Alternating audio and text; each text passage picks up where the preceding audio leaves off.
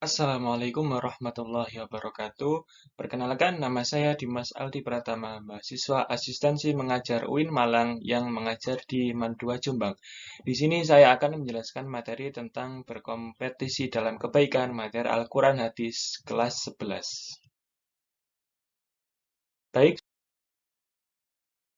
submateri yang pertama ada Quran Surat Al-Baqarah ayat 148, yang kedua ada Quran Surat Fatir ayat 32, yang ketiga ada Quran Surat An-Nahl ayat 97, dan yang keempat ada hadis riwayat Muslim.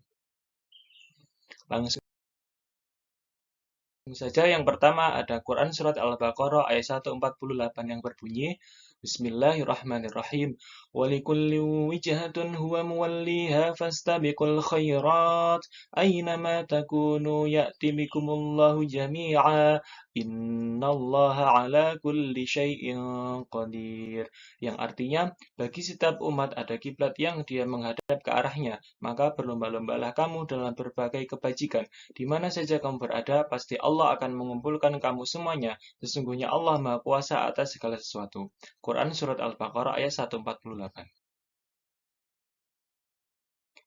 Lanjut isi kandungan. Menurut tafsir Kementerian Agama RI, Surat Al-Baqarah ayat 148 menjelaskan bahwa setiap umat memiliki kiblat masing-masing. Nabi Ibrahim dan Nabi Ismail menghadap ke Ka'bah, Bani Israel menghadap ke Baitul Maqdis, dan orang Nasrani menghadap ke arah timur. Imam Ibnu Katsir dalam kitab tafsirnya mengatakan, Al-Aufi meriwayatkan dari Ibnu Abbas yang dimaksud dengan setiap umat ada kiblatnya yang dia menghadap ke arahnya ialah semua pemeluk agama. Dengan kata lain, kabilah mempunyai kiblatnya sendiri yang disukainya, dan kiblat yang diridhoi oleh Allah ialah kiblat yang orang-orang mukmin menghadap kepadanya. Lebih lanjut, para ahli tafsir menjelaskan, ayat ini menegaskan bahwa yang terpenting dalam beragama ialah kepatuhan kepada Allah dan berbuat kebaikan terhadap orang lain. Allah juga telah memerintahkan umatnya untuk berlomba-lomba dalam kebaikan. Pada akhir ayat, Allah menyarankan bahwa Dia berkuasa untuk menghimpun manusia sekalipun jasad dan tubuhnya mereka telah bercerai-berai. Sebagaimana firman-Nya, Aynama takunu ya'ti bikumullahu jami'a innallaha ala kulli syai'in qadir. Yang artinya, di mana saja kamu berada, pasti Allah akan mengumpulkan kamu semuanya. Sesungguhnya Allah Maha Kuasa atas segala sesuatu.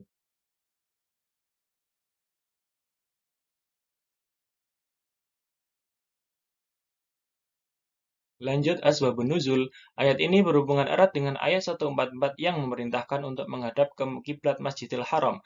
Pada saat ayat 144 turun, Nabi sedang berada di suatu rumah yang dikenal sekarang Masjidil Bani Salamah. Mereka memahami bahwa perintah itu terbatas selama mereka berada di rumah tempat ayat itu turun. Karena mereka ragu, maka turun ayat 148 ini yang mempunyai arti kebenaran itu dari Tuhanmu, sebab itu jangan engkau ragu. Bahkan Allah menegaskan kembali pada ayat 149-nya. Lanjut yang kedua, ada Quran Surat Fatir ayat 32 yang berbunyi, Bismillahirrahmanirrahim. Thumma awrasnal kitab alladhina astafayna min ibadina, faminhum zalimun li nafsihi wa minhum muqtasid, wa minhum sabiqum bil khairati biidnillah, dhalika huwal fadlul kabir. Yang artinya, kemudian kitab itu kami wariskan kepada orang-orang yang kami pilih di antara hamba-hamba kami, lalu di antara mereka ada yang mendolimi diri sendiri, ada yang pertengahan, dan ada pula yang lebih dahulu berbuat kebaikan dengan izin Allah. Yang demikian itu adalah karunia yang besar. Quran Surat Fatir ayat 32. Isi kandungan.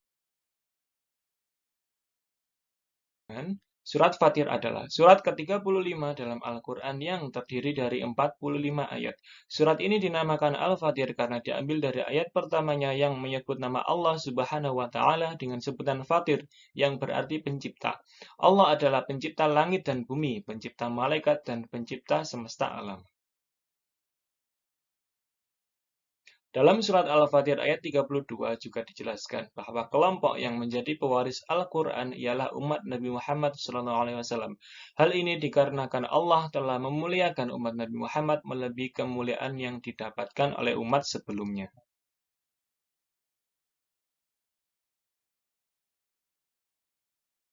Tiga kelompok pewaris Al-Quran dalam surat Al-Fatir ayat 32 ialah yang pertama, Kelompok terendah atau zalim li nafsi, yaitu orang muslim tersebut ketika menjalankan kehidupannya tetap mengerjakan perbuatan wajib yang diperintahkan oleh Allah tetapi tidak meninggalkan perbuatan yang haram. Yang kedua, kelompok pertengahan atau muqtasid, yaitu orang tersebut telah mengerjakan segala kewajiban sekaligus meninggalkan larangan-larangannya, akan tetapi terkadang seorang muqtasid tidak mengerjakan perbuatan yang dikatakan sunnah atau masih mengerjakan sebagian pekerjaan yang dikatakan makruh. Kemudian yang ketiga ada kelompok terdepan atau sabiqum bil khairat. Kelompok terdepan yang menjadi pewaris Al-Quran disebut sebagai sabiqum bil khairat. Kelompok ini yang dikatakan sebagai ahlul Quran. Mereka begitu sering membaca Al-Quran, menghafalkan seluruh isinya, dan dapat mengamalkan isinya dalam kehidupan sehari-hari. Kemudian yang ketiga ada Quran surat An-Nahl ayat 97 yang berbunyi Bismillahirrahmanirrahim. Man 'amila shalihan min dzakarin aw untha wa huwa mu'minun falanuhyiyannahu hayatan thayyibah wa lanajziyannahum ajrahum bi ahsani ma kanu ya'malun. Yang artinya, barang siapa mengerjakan kebajikan baik laki-laki maupun perempuan dalam keadaan beriman, maka pasti akan kami berikan kepadanya kehidupan yang baik dan akan kami beri balasan dengan pahala yang lebih baik dari apa yang telah mereka kerjakan. Quran Surat An-Nahl ayat 97. Isi kandungan. Allah SWT dalam ayat ini berjanji bahwa Allah benar-benar akan memberikan kehidupan yang bahagia dan sejahtera di dunia kepada hambanya. Baik laki-laki maupun perempuan yang mengerjakan amal soleh, yaitu segala amal yang sesuai petunjuk Al-Quran dan Sunnah Rasul, sedang hati mereka penuh dengan keimanan. Kehidupan bahagia dan sejahtera di dunia ini adalah suatu kehidupan di mana jiwa manusia memperoleh ketenangan dan kedamaian karena merasakan kelezatan iman dan kenikmatan keyakinan. Jiwanya penuh dengan kerinduan akan janji Allah, tetapi rela dan ikhlas menerima takdir.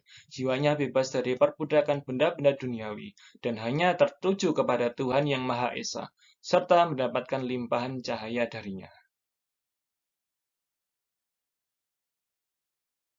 Lanjut yang keempat ada hadis riwayat Muslim yang berbunyi Badiru bil a'mali fitana ka qita'i lailil mudlim yusbihu ar-rajulu mu'mina wa yumsi kafira aw yumsi mu'mina wa yusbihu kafira yabi'u dinahu bi'aradin minad dunya. Yang artinya bersegeralah melakukan amalan soleh sebelum datang fitnah musibah seperti potongan malam yang gelap, yaitu seseorang pada waktu pagi dalam keadaan beriman dan di sore hari dalam keadaan kafir. Ada pula yang sore hari dalam keadaan beriman dan di pagi hari dalam keadaan kafir.